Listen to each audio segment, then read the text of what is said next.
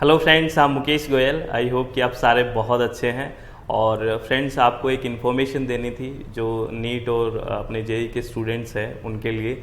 और इन्फॉर्मेशन ये है कि जो आपका एग्ज़ाम पोस्टपोन होने की बात हो रही थी वो पोस्टपोन नहीं होगा, ये सुप्रीम कोर्ट ने बोल दिया है फ्रेंड्स। ठीक है ना, ये बात आपको ध्यान रखनी है। नीट जो जेई का है वोंट बी पोस्टपोन, ये सुप्रीम कोर्ट ने बोल दिया है।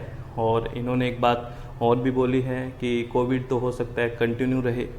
ठीक है, are you going to wait another year, क्या आप फिर भी वेट करते रहेंगे, ऐसी बात बोली है।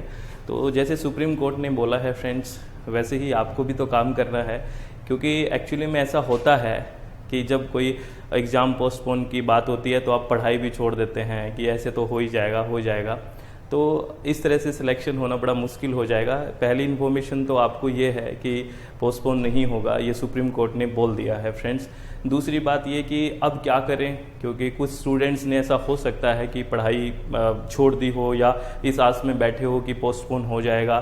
तो इस तरह से आपको इन चीज़ों में तो पढ़ना ही नहीं होता, इन चीज़ों को तो देखना ही नहीं होता फ्रेंड्स। ठीक है ना, क्योंकि आपकी कंटिन्यूटी होना बहुत ज़रूरी है। आप जानते हो कि कंपटीशन कितना अच्छे लेवल का है, तो डरना नहीं है।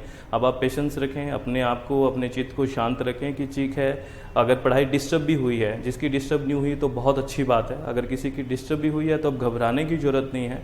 तो बिल्कुल रिलैक्स होके अपने आप को शांत रखें, चित्त को रिलैक्स रख के काम करें। और कैसे तैयारी करें, अब मान लो एग्ज़ाम सुप्रीम कोर्ट ने तो पोस्टपोन करने से मना कर दिया है, तो किस तरह से तैयारी करें। तो तैयारी का यही फोकस रहता है फ्रेंड्स। वैसे तो देखो, रिवीजन का बहुत अहम रोल है। आपको पता है कि रिवीजन करना ही बहुत ज़रूरी होता है। तो आप अगर रिवीजन कर चुके हैं 2-3 बार अपना अच्छे से, क्योंकि आपको टाइम भी तो बहुत मिल गया, पहले होना था उससे फिर पोस्टपोन हुआ है, तो टाइम तो खासा आपको मिला है। ठीक है ना, आप इस बात को तो डिनाई नहीं कर सकते कि टाइम नहीं मिला। अगर आपका रिवीजन प्रॉपरली 2-3 बार हो चुका है फ्रेंड्स, तो अब क्वेश्चन प्रैक्टिस पे बड़ा अच्छे से फोकस करें, जितना ज़्यादा हो प्रैक्टिस करें। ठीक है, अगर जिसका रिवीजन नहीं हुआ हो और लगता है कि थ्योरी फिर से करनी है, या फिर जिसका रिवीजन हो गया और वो भी चाहता है कि थ्योरी वो फिर से पढ़ें, तो आप इस तरह से डिवाइड करें कि पहले थ्योरी को पढ़ें, फिर उस टॉपिक को, जिस टॉपिक को आपने पढ़ा है उससे रिलेटेड जो भी क्वेश्चंस आए हुए हैं पिछले 10 ईयर में जो आए हुए हैं या आपको एक्सपेक्टेड लग रहे हैं, अच्छी जो ऑथेंटिक बुक्स हैं, वहाँ से प्रैक्टिस पे ज़्यादा फोकस करें फ्रेंड्स।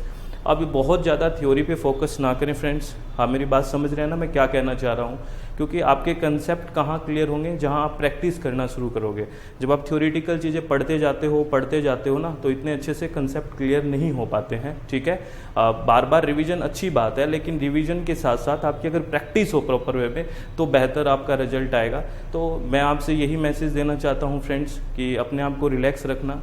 क्योंकि अगर आप रिलैक्स नहीं रहते हैं और अपने आप को डिस्टर्ब कर लेते हैं तो किसी का कुछ भी नहीं जाएगा फ्रेंड्स। आपका सिलेक्शन श्योरली रुक जाएगा अगर आप इस तरह का बिहेव करते हैं या इस तरह से इमेच्योरिटी दिखाते हैं या फिर इस तरह से डिस्टर्ब हो जाते हैं। तो मेरी बात समझ रहे हो ना, आपका एक ड्रीम है, आपको बिल्कुल बहुत ज़्यादा ऐसे नहीं है कि इमोशनल होना है, कुछ नहीं, प्रैक्टिकल रहना है। और बहुत ही प्रैक्टिकल रह के आपको ये सोचना है कि कहाँ कौन सा टॉपिक मेरा वीक है, कौन से टॉपिक में मुझे फर्दर वर्क करना चाहिए, कहाँ मुझे प्रैक्टिस करना चाहिए। इससे बेहतर, आपसे बेहतर और कौन जानता है इस बारे में, है ना। क्योंकि पूरी साल आपने दिया है, तो बिल्कुल रिलैक्स होके, बिल्कुल मैनेजमेंट वे में और बिल्कुल अच्छे से, कोई भी बिना किसी हर्डल के अपने आप को मोटिवेटेड रखें, सेल्फ मोटिवेटेड रहें। क्योंकि बाहर आप किसी क्लासेस में जाते थे तो कहीं और से मोटिवेशन मिलता था, अब आपको बिल्कुल सेल्फ मोटिवेटेड रहना है फ्रेंड्स। अच्छे से रिलैक्स रहना है और बिल्कुल अच्छे से खुद से ही ऐसे अपने आप को पूछना है कि कहाँ कमजोरी है, कहाँ आपका सिलेक्शन रुक सकता है, तो उस पर काम करना है। तो आपको all the very best friends. हम भी जितना प्रयास हमसे होगा आपको हम प्रैक्टिस करवाते रहेंगे आके इस चैनल पे। ठीक है ना, तो आप इस चैनल को भी अगर आपको अच्छा लगता है तो आप देखते रहें। ठीक है, फॉलो करते रहें। ठीक है ना फ्रेंड्स, तो all the very best. Thank you, thanks a lot friends.